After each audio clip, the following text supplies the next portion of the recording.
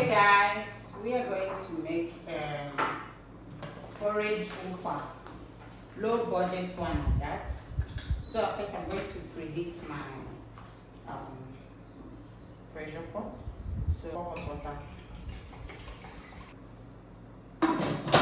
So while it's cooking, then I'll go ahead and prep these ones. I'm going to give it a thorough wash. This is the ukwa. This is crayfish. This is red oil. As you can see, you cannot make ukwa without red oil. And this is a little bit of red pepper, scotch bonnet pepper, and the spicy pepper, and just small onion. Okay, so this is my own method. I make ukwa in different methods, but this I'm going to do sapa. Do you know what they call sapa ukwa?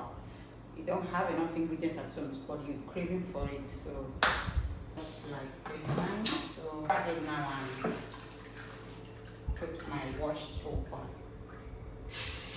Go ahead now and blend this pepper.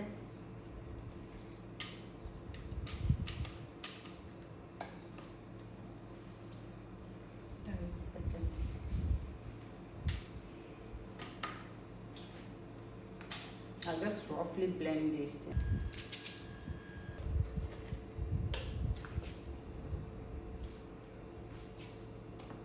Now I'll go ahead and add my red oil. So I'll go ahead now and add a little pepper. So I'll go ahead now and put crayfish. Yeah, I like crayfish.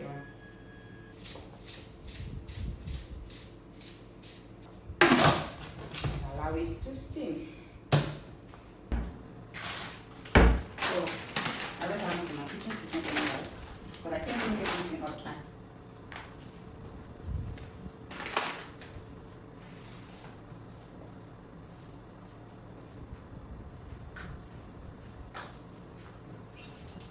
For 30 minutes. So I'll be back in 30 minutes to check it up, and we'll do that together as well.